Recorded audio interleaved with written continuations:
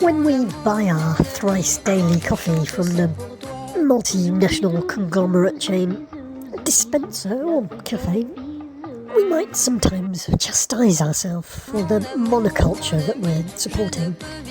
Coffee no worse or no less than palm oil, which has attracted boycotts of products that contain palm oil because it's a new plantation. Palm oil, it's a new plantation gobbling up the rainforest. But if it's been there for generations, the coffee plantations, we don't trouble our conscience with it quite so much as perhaps we should. But the evil that is coffee goes far beyond. Oh, you think I'm being extravagant or flamboyant, but somewhere around 1600, the Pope in Rome had to sample coffee for himself. And I wonder if someone on the Pope's staff has always sampled drugs in question. There was a body of opinion that considered coffee as the bitter product of Satan, but with several spoons of slave-produced sugar in every spoon of coffee, the Pope was quite happy with the product, and a spoonful of sugar enabled the evil to infiltrate Europe's aristocracy. With the respect for spoken archaeology that I have without written evidence in English, coffee helped the Crusaders become conquered. 800-ish, 1600 years ago, so the story goes.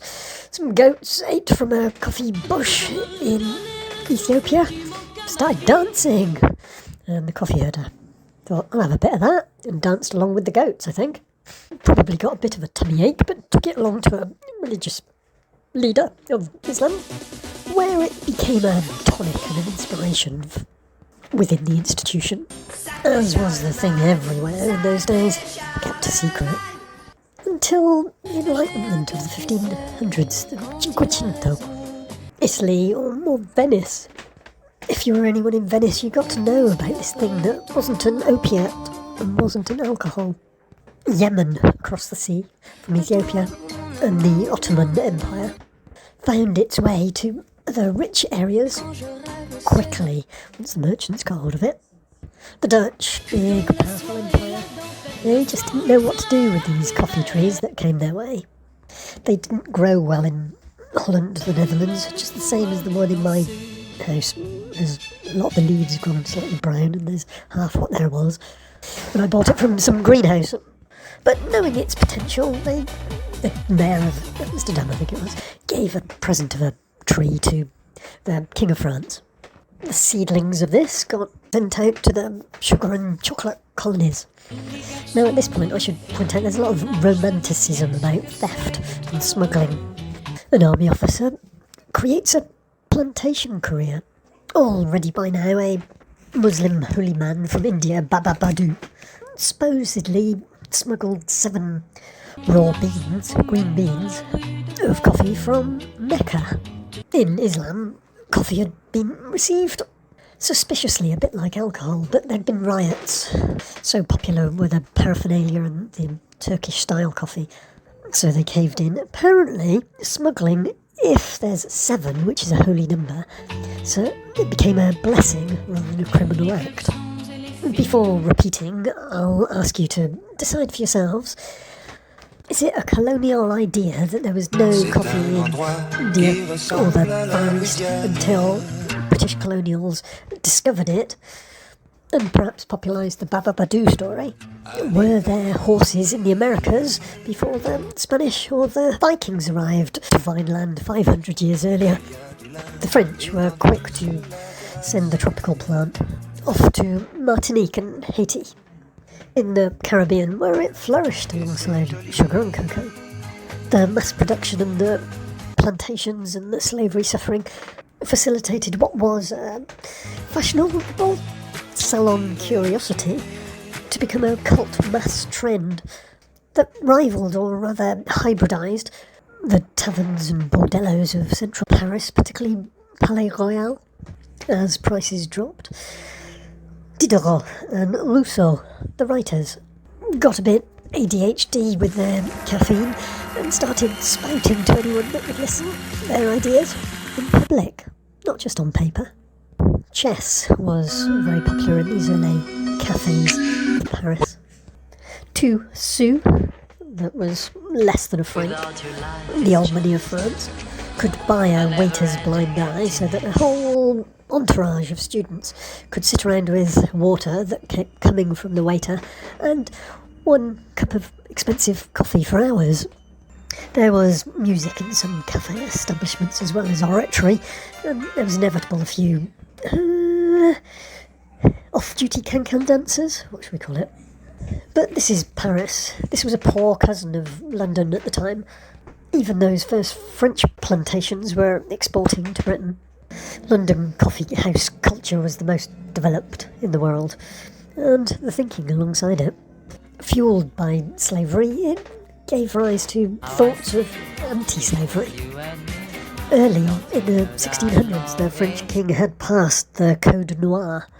This encouraged a basic humanity towards slaves, but locally this was largely circumvented by local laws. An attrition rate of up to 5% of what you'd bought from Africa was usually considered reasonable. Perhaps a big mistake was that if the nutrition had been better, the attrition from yellow fever might have been less. But yellow fever in French was so high as well. To take Haiti as an interesting example, the French Caribbean island, the coffee, sugar and cocoa that fuelled the penny universities cafes were called in the enlightenment France, Paris. The rest of France pretty much feudal in mindset. Lyon and Marseille, and of course Turin, after Turin had become the Savoy capital after Chambéry, had coffee from merchants before Paris. Venice, Marseille, Lyon, Paris. But Rousseau and Diderot ideas reached the Caribbean, and what amounted to the French Revolution in France became a rebellion in Haiti that continued whoever ruled France. Guyana was another Caribbean coffee plantation place, but all our coffee now pretty much comes from Brazil. Those green beans that could germinate were heavily protected. The French governor of Guyana wasn't even letting out cuttings or seedlings. But the sort of romantic story goes that the wife of the governor took a liking to the handsome colonel and gave him a handful that in 100 years' time turned into an industry. Those 7 green coffee beans smuggled in the Muslim holy man's beard to Mysore in India became the British side of the industry. From the ancient Levant, coffee had fuelled the whirling dervishes. That what chases away sorrow. Hungary, Vienna to Malta, the Knights of St. John came to hear about it during a siege. Cleanses the blood and helps digestion. Unsurprisingly enough, Venice was the first coffee house. Aristocrats, bon vivants, financiers, scientists, artists, intellectuals, Klimt, Freud, Joyce, a cure for nervous disorders.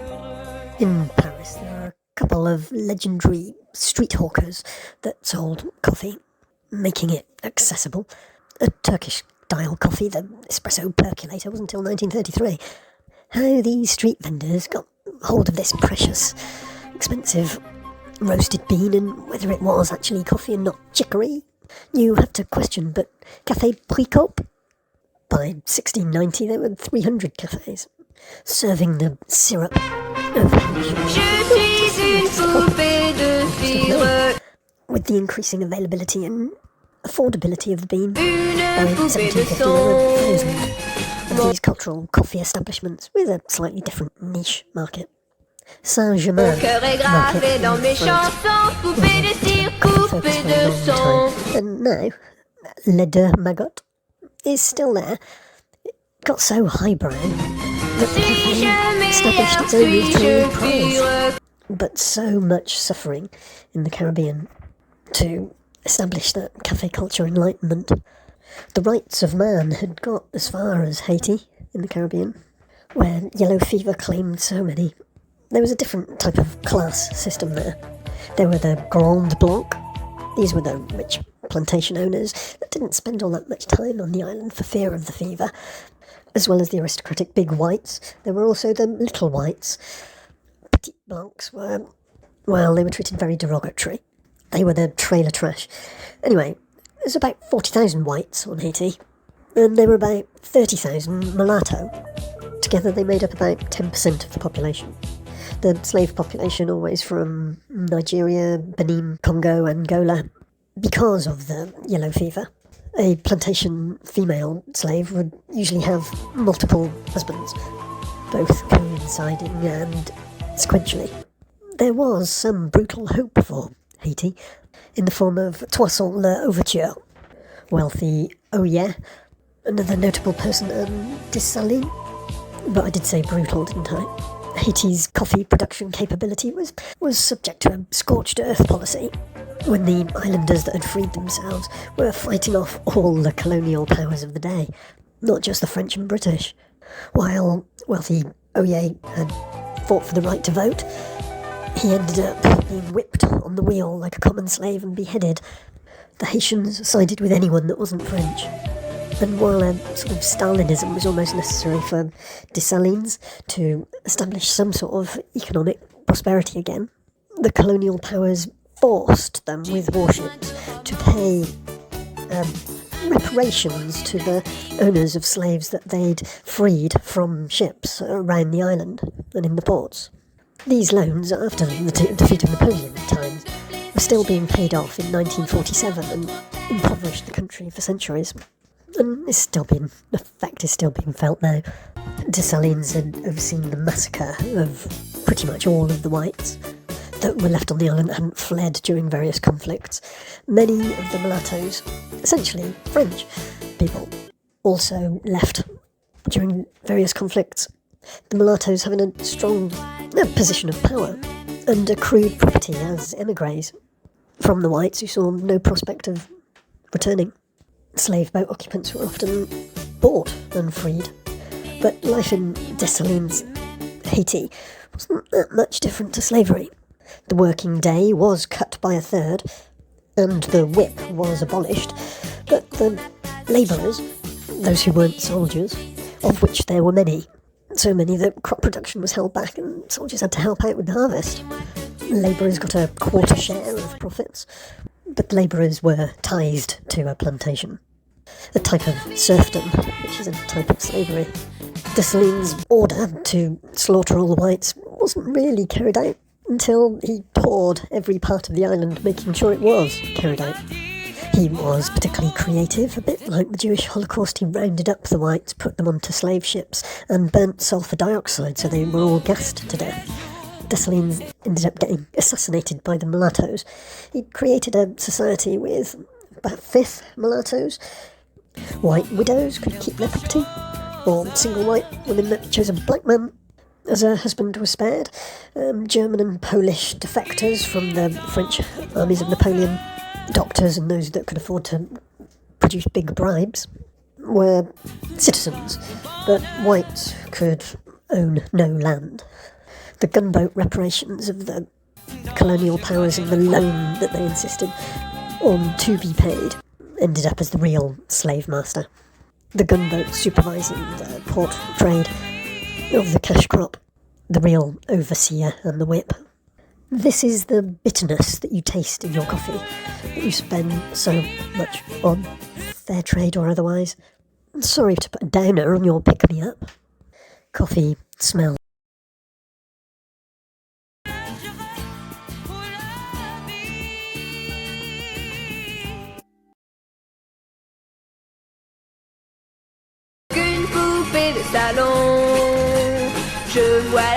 It's beautiful. Roasting, but it also has the bitterness that Haitians have felt for France for centuries, without those spoonfuls of sugar that is rot. I'm not sorry to put a downer on your pick-me-up. Wean yourself off coffee. Fair trade may be one thing, but is it ethical? Rose bonbon, poupée de cire, poupée de sang.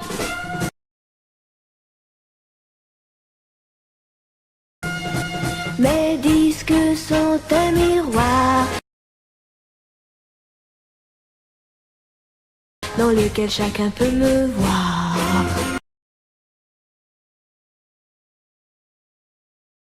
Je suis partout à la fois, brisé